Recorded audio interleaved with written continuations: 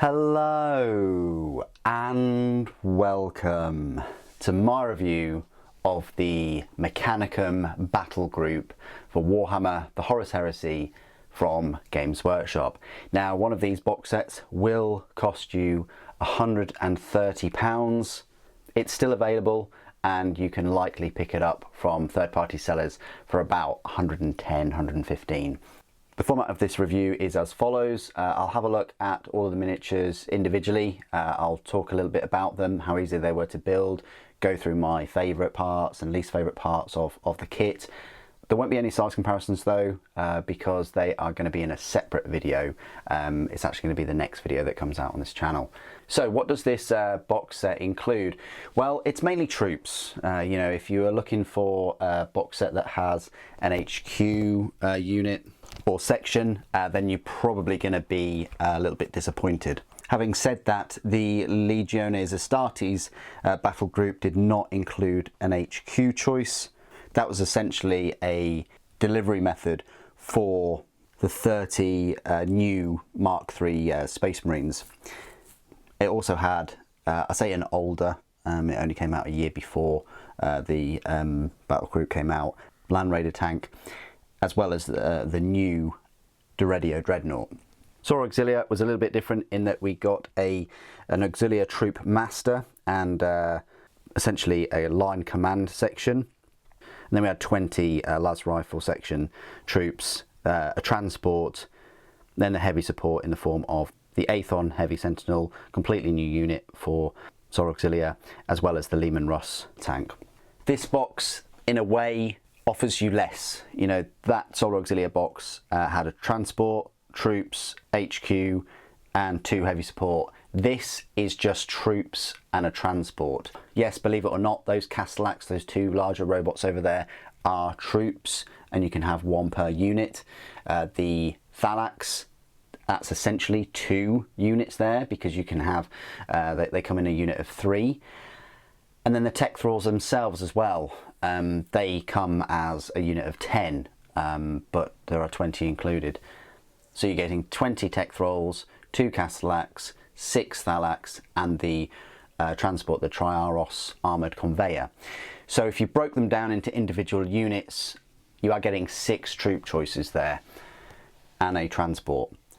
In terms of price, all of these miniatures have just been announced to be up for pre-order very soon, so we don't quite know what the prices are until probably after this video, but if I was to make an educated guess, I would say that Triaros would be, I want to say, cheaper than the Dracosan, just because the Dracosan consists of way more parts and has an accessory sprue.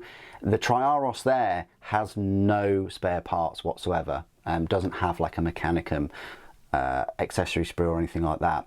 So I would probably price the Triaros, because it's a lower part count, somewhere around the £50 to £55 mark. I would be surprised if it's the same price or more expensive than the Dracosan. So that's a £50 tank or so. The Castellax, I think for the pair of them, they're probably going to charge about 45, so that's about 100. The Tech-thralls could well cost the same, even though you get not many spare parts at all, as the las rifle section. I'd like to think that they would be less though, £45 maybe. So that's £145. And then the Thallax, they are going to be selling them in a box of 6. But I highly doubt they're going to try and charge the lofty kind of £57 that 10 Cataphractii Terminators would be. They're on the same size bases, similar number of parts per Thallax. For 6 of them, I would say about £45 maybe. So you're looking at almost £200 if you were to buy all of these minis, all of these miniatures separately. So it's a decent saving. Essentially, you're getting the 1 Castellax and the Triaros for free, if you wanted to look at it that way. So it's a great value box set, and I can see why people are motivated from a value perspective of picking up more than one of these sets. I think 2 is a nice number of sets. 3 you're really, really dedicated. Because these Triaros, they do take up a fair bit of space, but if you were to get 3 sets, then you're looking at 60 Tech-thralls, which can be split into 2 units of 30. You're then looking at 18 Thallaxes, which again could be split into 2 lots of 9. And then you're looking at 6 Castellax, which could be split into 2 units of 3, or even 1 unit of 5 and 1 on its own, if you want to do it that way. So this kit definitely, more than any of the other kits, I think, has a potential of buying multiples of. That's my kind of fluff around the box set itself. Let's have a look at the miniatures.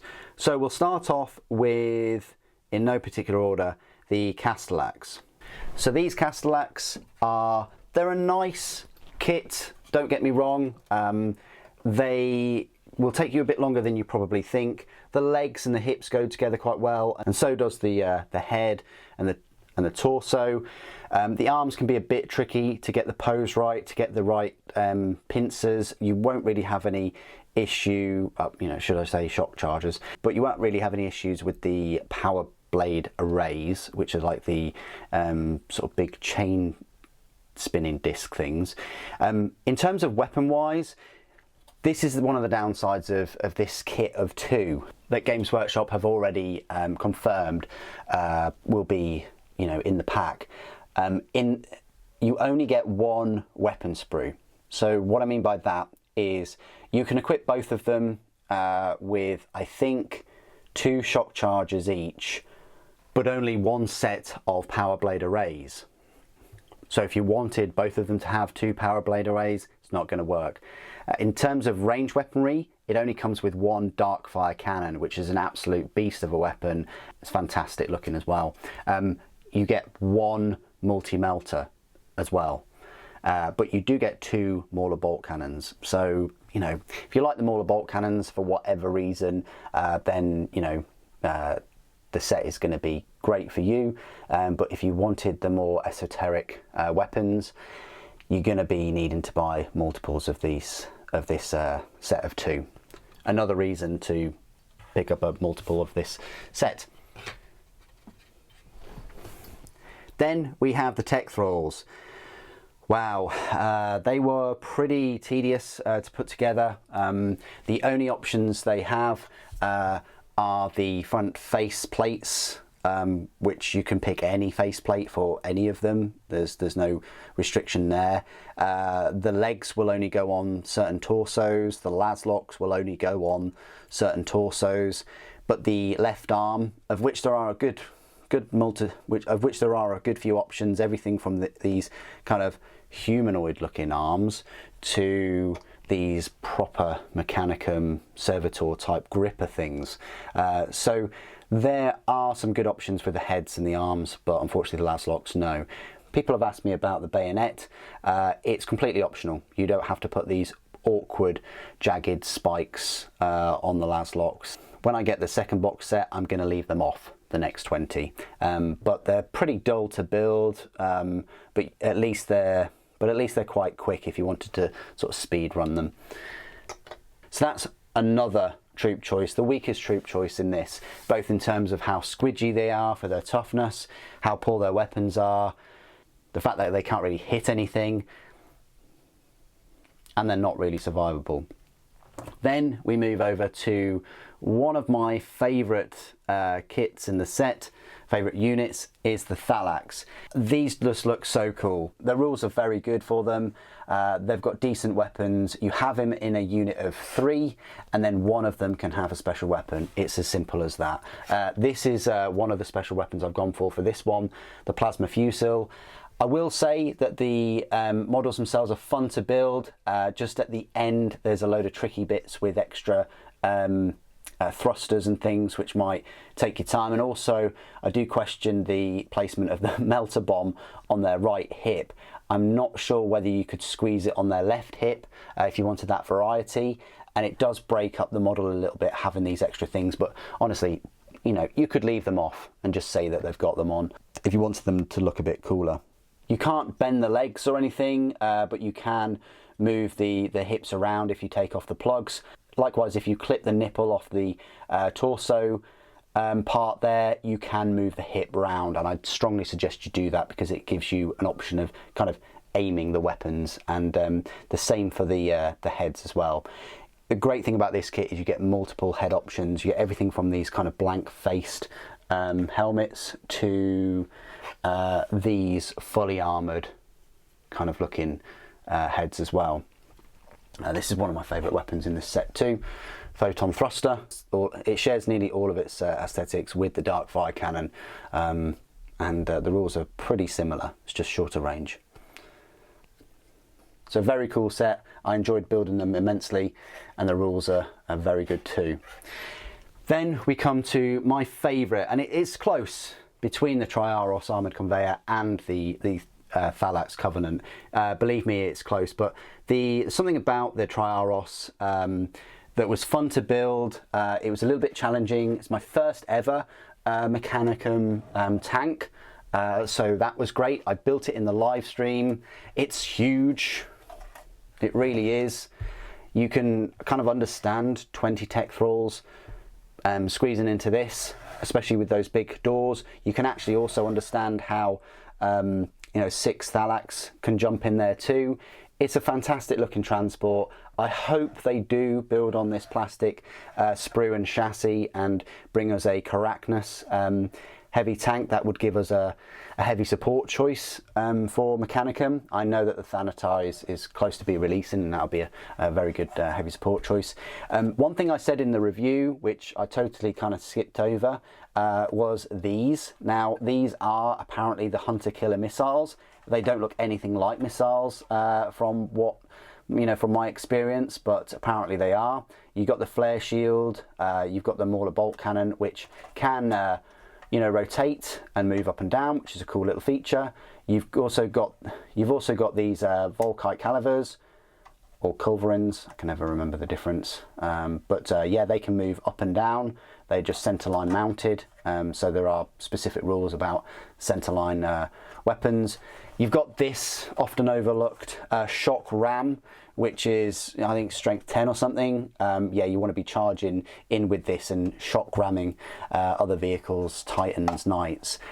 There's a fair amount of detail on this. The tracks aren't too bad if you wanted to compare them with like a Lehman Russ. It's the best that they could. I really like the cogs as well, even though they're a pain to clean up. And of course, there's a lot of filing that went on there because there is a disappointing join along both sides there. But other than the tracks, the cogs and the top join, everything else goes together pretty well with this tank, and it's very fun to build. And the payoff is large. Once you've built this, it's done, and it's quite an imposing large vehicle for this set. It's bigger than the Land Raider from the Legiones Astartes Battlegroup. It's bigger than the Dracosan and the Lehman Russ. It's even bigger than the Malcador. It's longer than a Spartan, but just not quite as wide. It's still a wide tank though, and it's my favourite model and kit in this set. Now, just in summary, I think this is a fantastic battle group. Don't miss out on this one, guys. All of these models are about to be released individually, and you will be kicking yourselves if these box sets sell out or are completely kind of recycled, like all the parts are taken out and rebundled into the individual boxes. Because however much they do sell these individual kits for, you are going to be saving a lot of money by buying this set.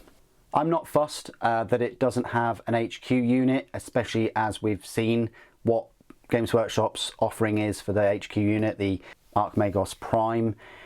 That looks like a very 40k mini, if I have to say. Doesn't look like the sort of Forge World resin Magoses that they used to provide. So its absence in this kit is fine with me. I think that if it did have an HQ unit, it would have actually put me off buying a second set, because I just have an extra mini that I paid money for that I wouldn't do anything with. Whereas this way, definitely more intrigued to buying a second or third battle group. I think this set is a solid win. I can't praise it enough. It's exceeded all my expectations, and you know when models and kits exceed my expectations is because I build them and I review them very quickly. But what do you guys think of the Battlegroup? And take this opportunity also to write down in the comments below which Mechanicum model in resin, because there are a lot of them that are out of stock and unavailable, that you would like to see brought into plastic. For me personally, there are just too many, but if I could only pick one, it would be the Thallax Stratos Automata Squadron. You know, those big autonomous aerial flying machines that, you know, like hunter killers essentially. And yes, then that is from a choice of the Carachnos and the Vorax, as well as the Domitars. I think Knights as well. The Atrapos would be a good shout, but because we've had Cerastus Knights in plastic, I think that is a possibility. But I hope they're all released in plastic, as well as the Styrics and Megaera, as well as the Moiraxes. But the Moirax kit is still a very, very good kit if you can get your hands on one. Please do put your thoughts and opinions down below. It'd be good to hear from you. Thank you for watching. The Omnissiah protects.